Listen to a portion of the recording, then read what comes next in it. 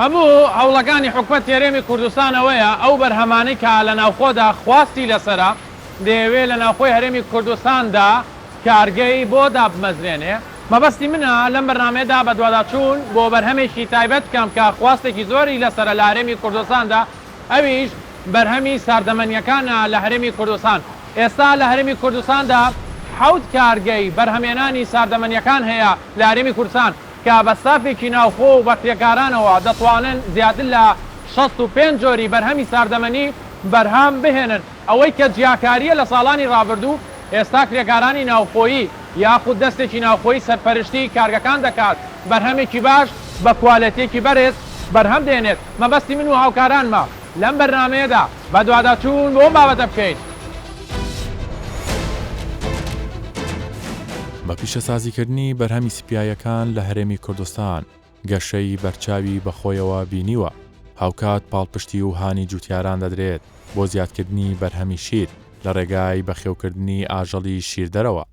پلانی حکومەتە بۆ بەشێکی زۆر لە بەرهەمە خۆراکیەکان کارگەی تایبەت دابمەزرێنێت. بەرهەمی ساردەمەنی یەکێکە لەو بەرهەمانە کە ئێستا چەندین کارگەی تایبەت بۆ بەرهەمە لە هەرێمی کوردستان دامەزراوە. هاوکات بەرهەمی ساردەمەنی چەندین جۆری هەیە لە ناوخۆدا بۆ بە چەندین شێواز کە تامێکی جیاوازی هەیە و پێکاتەکەی 100% سروشتیە و خواستێکی زۆری لەسرە لەلایەن هاوڵاتیانەوە. ئەو دندڕمە شێوەزەکەی سروشتیە، هیچ طعم و مۆدەکی دیتێ دنیا. دندڕمەکە تەنها شیرە بزنەیە، شیرە بزنێ وێ دندڕمای پێک دێت ڕاغبەت و خەڵکیکە لە کەفتێ سەر هەر کەسێ تێت بخوتن، یعنی تۆمەکە سروشتی لێوەرگریت یا خومۆلی. ئەف دندڕمە بێ فلکولورەکە ئۆکرێ هەر کەسی سەردۆنە ئۆکرێت کە دێت بێ دندڕمێت خۆت چەندین ویستەڤۆڵە ما پشکدۆری ئۆکری. ئەف دندڕمە چەندین بوو چەندین جیهۆمە ئۆڤەڕێکری دوو کابلێر سلەیمۆنی بەغدۆ بوو گەلک بەرپرسێ سیۆسیش مێت بڕێکرین لە کوردستانی دەربەی کوردستانی هەتۆڵ بەغدۆ مێت بوو بڕێکرین تشتەکە نۆسنۆمەخۆیۆ دیتی تشتەکە بیا فلکولورێ ئۆکرێ ڕاغبەتەکە گەلک و کەفتێ سەر بێ دندڕمە هەر گەشتیۆرە بێتە ئۆکرێ تێت قاستۆڤێ دندڕمێت کات چه فەرعی یەکێ بیت چ فەرعی دوێ بیت چ فەرعی سێ بیت هاتۆ سەرەدۆنە وێ دندڕمێنەکە ناخۆن تۆمەکۆ سروشتی وەرنەگرن ئەو قاستۆوی جینۆکەنە بە ئەو جیچنێ. هەروەها ئەم گەلک بڕێتکەین بۆ هاولێرە دووکەین و کە من فلینەکە هەی تەڵەبیەک منە هەی بوو زۆخوازی چێتکەم حۆلی حۆزەر بوو بەغدۆشمەیە بڕێکری.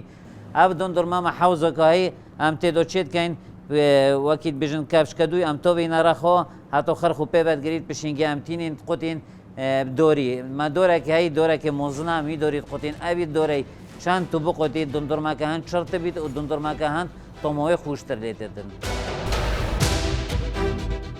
پێکاتە سەرەکیەکانی ئایسکرێم، ئاو، شیرەمەنی، ڤانێلا، شەکر، ڤیگن، شکۆلاتە، میوە، گیراوەی تایبەت بە بەرهەمی ساردەمەنی. لە هەرێمی کوردستان حەوت کارگەی تایبەت بە بەرهەمی ساردەمەنەی هەیە کەم بەرهەمانە بۆ تەواوی پارێزگاکانی کوردستان و عێراق هەناردە دەکرێت. ئێستا لە ناوخۆدا 65 جۆری بەرهەمی ساردەمەنی بە تام و قەبارەی جیاواز بەرهەم دەهێنرێت. سەرپەرشتیارانی کارگەی ساردەمەنی باز لە پاڵپشتی حکومەت و کار ئاسانی دەکەن بۆ وە بەرهێنەر و بازرگانانەی کە لە ناوخۆدا دەیانەوێت کارگەی لەم شێوەیە دابمەزرێنن. بەرهەمی ساردەمەنی جاران لە دەرەوە لە وڵاتان جیاوازەکانەوە هاتە هەرێمی کوردستان. ئێستا دەبینین چەند کارگەیەکێژێک لەوانە کارگەکەی ئێوەیە. ئەمانە چه دروستی دەکەن لەم کارگەیە ئەم بەرهەمە ساردەمەنیانە؟ پێشان ئایسکریم بەس لە دەرەوە دەهات. ئێستا و هاوکێشە پێچەوەنە بووە دەتوانین ئەگەر ڕێمان پێ بدەن ئایسکریم نانی دەروەش بکەین. خوشبەختانە ئەو ساڵ ئایسکریم دەنێرین بە وڵاتی سووریاش. ئەگەر ڕێ و شتەکان خۆش بن و ئاسانکاری هەبێتن پشگیری حکومەتیشە بیت دەتوانین بۆ وڵات عەرەبیەکانیش بنێرین. خوشبەختانە ئێمە بەردەوام لەسەر خەتین لەگەر ئەو وڵاتانەی کە ئامێری دروستکردنی ئایسکریم دەکەن. هەر ئامێرێک بە تەکنەلۆژیایەکی نوێ بێتە بازارەوە ئێمە یەکەم کەسین ئەو ئامێرە بینە هەرێمی کوردستان. لەو دوو ساڵەش پاڵپشتێکی زۆر هەیە لەلایەن حکومەتەوە هیوادارین زیاتریش بیتن. گەشتبینین کە بتوانین ئەو کارگانەی ئایسکرێمانەی کە ئایسکرێم دروست دەکەن لە هەرێمی کوردستان بتوانین تەواوی ئایسکرێمی هەرێمی کوردستان و عێراق هەر لە هەرێمی کوردستان بەرهەم بێنین. کێ ئەم بەرهەمانە دروستەکەەوە ئێوە چەند بەرهەمتانێ ئایا کەسانی بیانیتانێ ناوم بەرهەمانە یاخود ئەمانە دەستی ناوخۆی و توانای ناوخۆییە؟ هەر کارگەیەکی ئایسکرێم کە یەکەم جار دادەمەزرێ پێویستی بە کەسی شارەزای بیانە چونکە ئەم کارگانە شتێکی نوێ بوون لە هەرێمی کوردستان بەڵام وردەوردە ئەمە دەستمان پێکرد بۆ هێنانی کرێکاری خۆماڵی و فێرکردنی و براودان کە ئەوانیش دەتوانم برێن بەقەت کارگێڕی کرێکاری کاریش دەستی هەبووە لە پێشخستنی ئەم کارگانە لە هەرێمی کوردستان. کەسانی گەنجانی ناوخۆیە کەسانی ناوخۆی دەتوانن ئەم ساردەمەنیانە بەرهەم بێنن؟ ئێستا خوشبەختانە ئەوانەی لە ناو پرۆسەی بەرهەمهێنانن زۆربەی زۆری گەنجانی ئەم وڵاتانەوەی شاری هەولێرە. چەند جۆری بەرهەمی ئایسکرێمتان هەیەەوە؟ ئێستا خوشبەختانە نزیکەی 65 جور بەرهەمی ئایسکرێمان هەیە بۆ بەردەوامیش لە گۆڕانکاریدا ئیشەڵا بۆ ئەم ساڵی دۆ بە ئیشەڵا نیازمان هەیە بگەینە 100 جووری ئایسکرێم. دووشە زۆر گرنگە بۆ کارگەکان هەمیشە ئەوانی کە وڵاتانی دەرەوە دەینێنە هەرێمی کوردستان نرخ و دواتریش کوالەتی کە هاوڵاتی بڕیاری لەسەردا بەتایبەتی نرخ لە ڕووی هەم نرخەوە هەم کوالیتەوە بەرهەمەکانتان چۆنەوە؟ لە ڕووی کوالیتیەوە دەتوانم بڵێن خاوێنترین و باشترین کوالیتیمان هەیە بەردەوام لەسەر هێلین چونکە ئەو ئایسکرێمانە یەکەم جۆڵ منداڵی خۆمان تاقی دەکەینەوە ئەو جا دەنێرین بۆ بازار کە ئەمە شتێکی برەی ئەخلاقیە. سەبارەت بە نرخیش سوپاسی حکوومەتی هەرێمی کوردستان دەکەین کە ئەو ساڵ هاتە سەر هێل بۆ زیاتر تند و تورکردنی گومرگەکان زیادکردنی باج کە ئەمەش بەڕاستی پاڵپشتێکی زیاتر بوو بۆ ئێمە. زۆر باشە. ئێستا حکوومەتی هەرێمی کوردستان پاڵپشتی کارگەکانەکە بە شێوەیەکی گشتی لە هەموو بوارەکانە؟ دەتوانم بریم ئێستا حکوومەتی هەرێمی کوردستان گرنگیەکی سەداسە دەدا بە کارگەکان بەردەوام پاڵپشتیمانن هیوادارین ئەو پاڵپشتیە زیاتریش بێت بۆ ئەمەش بتوانین خزمەتێکی زیاتر پێشکەشی بە وڵاتە بکەین. لە ڕووی هەلی کارەوە بە شێوازی ڕاستەوخۆ و ناڕاستەوخۆ چەند هەلی کارتان ڕخسان؟ لە ڕووی هەلی کارەوە دەتوانم بڵێن بە شێوەیەکی ڕاستەوخۆ 300 هەلی کارمان هەیە بە شێوەیەکی ناڕاستەوخۆش دەتوانین برین 500 هەلی کارمان ئەوانەی بە ناڕاستەوخۆ لەگەڵمان کار دەکەن بێژگە لەو کارگانەی کە کۆنتاکمان هەیە و یعنی تاواکەری یەکترینە. وتت بەرهەمەکان دەنێرن بۆ پارێزگاکانی خوار و ناوڕاستی عراقیش خواست چۆنە لەسەر بەرهەمەکانتان لەو پارێزگایانە؟ کارگەی ئایسکرێم ئەو بەرهەمەی کە دروستی دەکات دەتوانم برێن بۆ ڕۆژی پاشتر هیچ بەرهەمێکمان نەماوە ئەندە خواستی لەسرە بەردەوام لە گۆڕانکارینە بۆ ئەوەی بتوانین ئەو بەرهەمانە زیاترکەین بۆ ساڵی ئایندا. توانای بەرهەمێنانی ڕۆژانەتان چەندە؟ تقریبا توانای ڕۆژانی بەرهەمی ڕۆژانە ئێستا 20,000 کارتونە بەردەوام لەسەر هێلین بۆ ئەوەی ئەو بەرهەمە زیاد بێت. کارگەکانی بەرهەمێنانی ئایسکرێم لە هەرێمی کوردستان ژمارەی کارگا 7 کارگا بەرهەمی ڕۆژانە 75,000 کارتۆن جۆری ئایسکرێم 65 جۆر ئەم کارگانە لە هەرێمی کوردستان 3,000 هەلی کاریان ڕەخساندووە. تەواوی ئەو بەرهەمە ساردەمەنیانەی لە هەرێمی کوردستان بەرهەم دێنرێت هەناردەی پارێزگاکانی عێراق دەکرێت. گرنگیدانی زیاتر بە سامانی ئاژەڵ و هاندانی جوتیاران بۆ ئەوەی برەوی زیاتر بە ئاژەڵەکانیان بدەن بۆ زیاترکردنی بەرهەمی شیر و دووبارە بەکارهێنانەوەی ئەو بەرهەمانە لە پیشەسازی بەرهەمە سپیایەکاندا و لە کارە هەرە لە پێشینەکانی وەزارەتی کوشت و کاڵ بووە و بەڕێوبەری سامانی ئاژەڵیش زانیاری زیاتر دەخاتە ڕوو لەو بارەیەوە. طبعا بەرهەمی شیر لە هەرێمی کوردستانە ئێمە توانین بڵێن لە دوو سەرچاوە دەستمانەکەی بە شێوەیەکی گشتی. سەرچاوێکیانە و شیرەیە کە لە بەخێوکردنی ئاژاڵ بە شێوەی تەقلیدی کە لە گوند و دیاتەکانایە دەستمانەکرێت لەگەڵ ئەو شیری کە لە پرۆژەکانی بەخێوکردنی مانگای شیر دەستمانەکەوێت یان پرۆژەکانی بەخێوکردنی بزن و مەڕ دەستمانەکرێت بە شێوەیەکی گشتی. طبعا ئێمە وەکو وەزارەتی کوشت و کاڵ وەکو ئامارەکان وەکو داتاکانەوەی هەیە لە بەردەسە یان نەتوانین بڵێن بەراوردێک بکەین لە پێش ساڵ پێش ئێستا 4 ساڵ پێش ئێستا لە هەرێمی کوردستانە چەند پرۆژەی مانگای شیرمان بووە و ئینتاجەکان چۆن بوون و بەرهەمەکان چۆن بوون و ئێستا لە چ ڕادەیەکەیە. پێش دەست بەکاربوونی کابینەی نوێمی حکوومەتی هەرێمی کوردستان ئێمە لە هەرێمی کوردستانە 72 پرۆژەی مانگای شیرمان هەبوو بە تاقی ئینتاجی 8200 سەر وەکو وزەی بەرهەمهێنان لەم پرۆژانەیە. دوای دەست بەکاربوونی کابینەی نوێمی حکوومەتی هەرێمی کوردستان ژمارەی پرۆژەکان گەشتۆتە 87 پرۆژە بە طبعاً زیادەی پرۆژەکان ئەو پرۆژانی کە زیاد بوون ئەتوانین بیخەمڵێنین بە 190 بڕی زیاد بوون لە ژمارەی دامەزراندنی پرۆژەکان.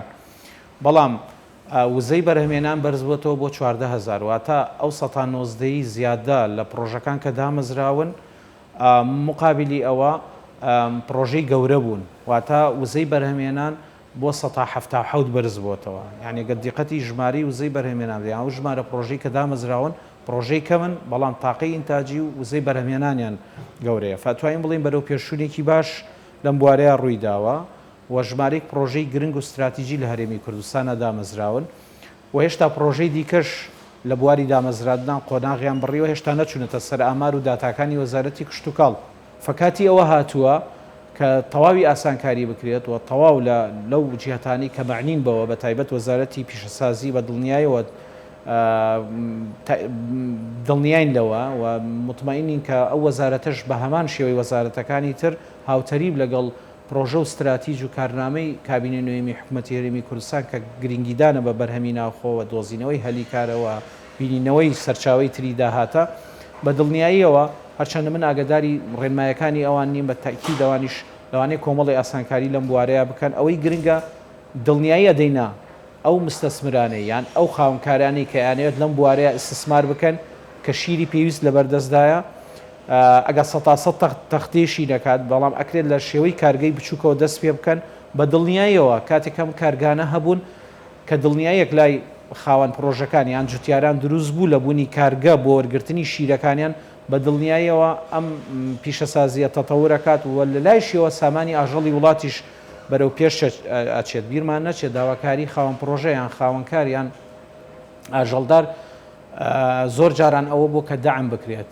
یان پاڵپشتی بکرێت بەوەی کە مەسەن بە دابینکردنی ئالیک بێت بە دابینکردنی سوتەمەنی بێت لە نەتیجەی نهایە بۆ ئەو بۆ کە بڕێک لە کولفەی ئینتاجی بێتە خوارە بۆی لە کۆتایەکەیە بتوانێت کێبڕکێکی بەرهەمی هاوردە بکە ئەمە کاتێک کە جوتیارەکە دڵنیا بوو لەوەی کارگەیەک هەیە بەرهەمەکەی وەرەگرێتەوە بە پیشەسازی ئەکات بە تەکید ئەو کاتەش ئەو داواکاری لە حکومت نابێت کە پاڵپشتی بکات بە چ بە ئالیک بێت چ بە کەرەستەکانی تر بێت بۆ ئەوی بتوانێت ڕکابەری بەرهەمی هاوردە بکات.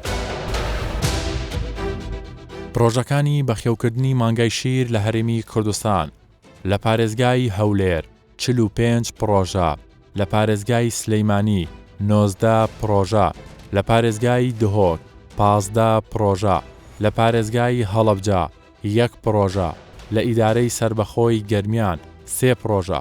کۆی گشتی پرۆژەکان لە هەرێمی کوردستان 83 پرۆژەیە. لە دوای دامەزرانی هەر کارگەیەکی پیشەسازی خۆراکی لە هەرێمی کوردستان وەزارتی بازرگانی و پیشەسازی بە هەمانگی لەگەڵ وەزارتی پەیوەندیدار کار لەسار بە بازاڕکردنی ئەو بەرهەمانە دەکەن لە ناوخۆدا و دەیانەوێت زۆرترین ئەو بەرهەمانە لە ناوخۆدا ساغ بکەنەوە هانی هاوڵاتیان و دەستگا پەیوەندیدارەکان دەدەن کە ئەو بەرهەمانە بکڕن ئەمەش وەک پاڵپشتیەک بۆ بەرهەمی ناوخۆ.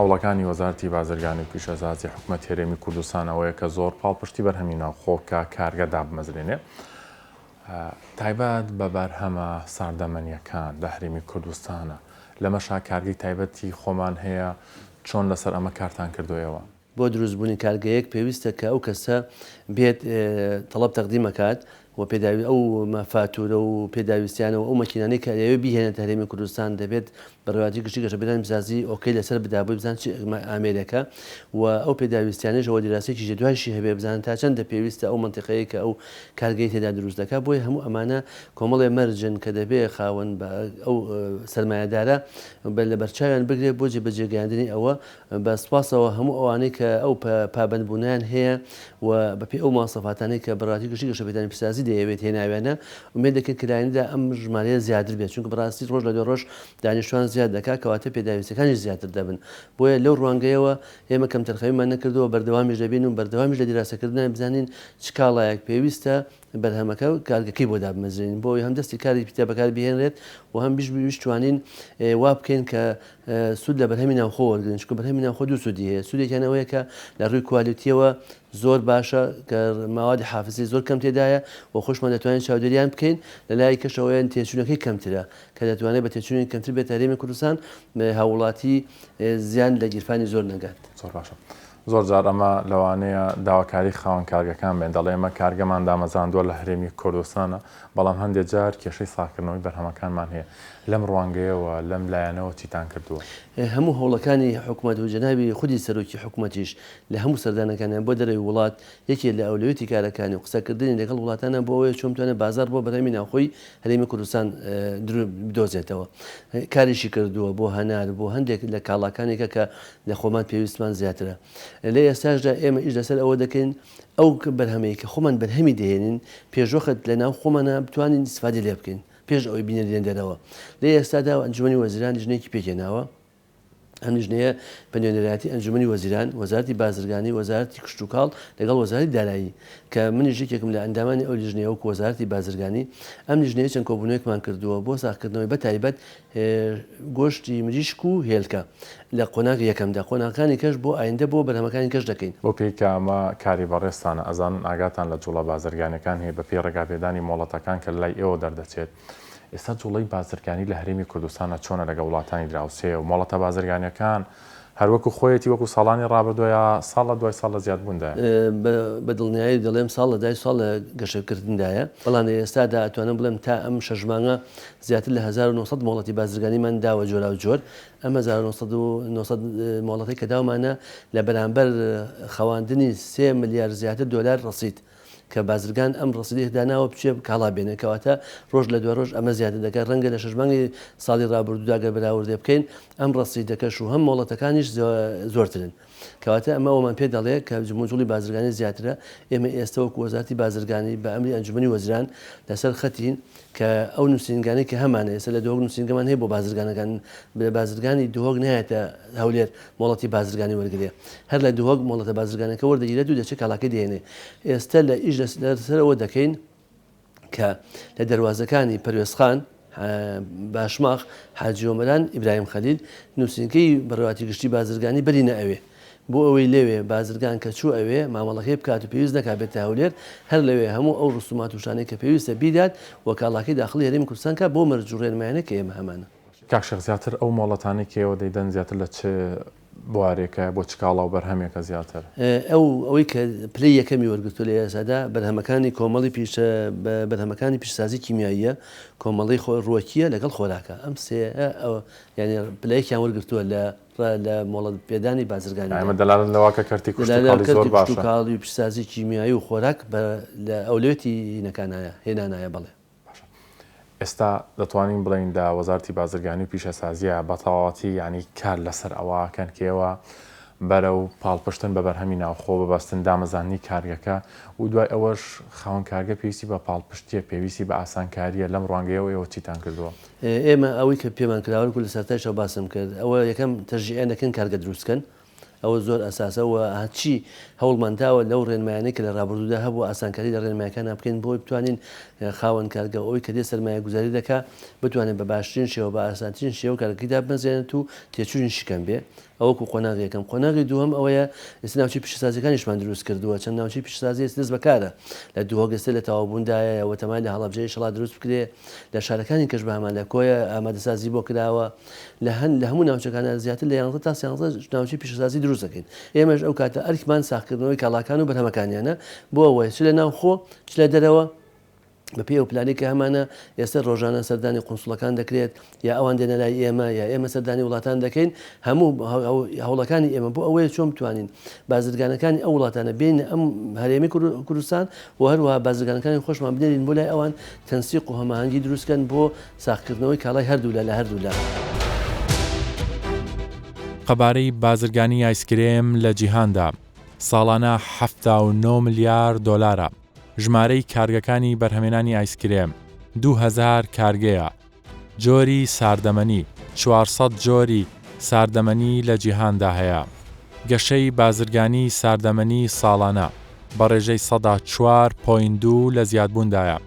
بەرهەمی ساردەمەنی بەیەکێک لە خۆراکە ئاسوودەکان دادەنرێت لە جیهاندا. یەکێک لە مەرجەکانی حکومەت بۆ هەموو پرۆژە و کارگە ناوخۆیەکان ئەوەیە کە دەبێت بە ڕێژەی 175 هەلیکار بۆ گەنجانی ناوخۆ بڕەخسێت. هەر ئەمە ژوای کردووە ئێستا بە توانایی و لێهاتووی گەنجەکان سەرپەرشتی تەواوی کارگەکان بکەن و تەواوی ئەو بەرهەمە ساردەمانیانی لە هەرێمی کوردستان بەرهەم دەهێنرێت لەلایەن توانا و هێزی ناوخۆییەوەیە.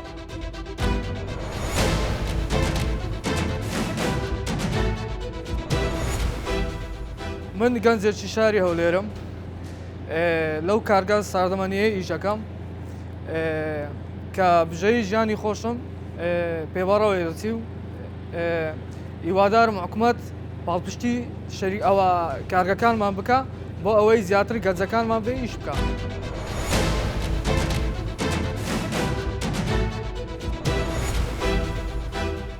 گەنجانی ئێمە هیچیان کەمتر نییە لە گەنجانی دەروەی وڵات. هیوادارین ئەم کارگانێک کە لێرانە هەیە یعنی حکومەت پاڵپشتەیەکی زیاتر هەم لە کارگەکە بکرێت هەم لە ئێمەش بکرێت وە گەنجانی ئێمە توانای کارکردنی زیاتریان هەبێت پێویستمان بە کرێکارەکانی بیانی دەرەوەی وڵات نەبێت. ئێمە چەندین ساڵ چەند ساڵێک پێش ئێستا ینی ئایسکرێمی دەرەوەی وڵاتمان بۆ هاتووە بەڵام ئێستاکە ینی لە وڵاتی خۆمان لە شارچکەی خۆمان ئایسکرێمی تایبەت بە خۆمان هەیە و ڕەوانەی دەرەوەی وڵاتش دێت. وڵاتانی بەرهەمهێن و هەناردەکاری ئایسکرێم لە جیهاندا: ئەڵمانیا بە ڕێژەی 112.2، فەڕەنسا بە ڕێژەی 111.7، بەلجیکا بە ڕێژەی 109.5، هۆڵندا بە ڕێژەی 107.7، ئیتالیا بە ڕێژەی 107، پۆڵندا بە ڕێژەی 106، ئەمریکا بە ڕێژەی 105.1، ئیسپانیا بە ڕێژەی 103.7، بەریتانیا بە ڕێژەی 103.3، هەنگاریا بە ڕێژەی 103، تایلەند بە ڕێژەی 102.2.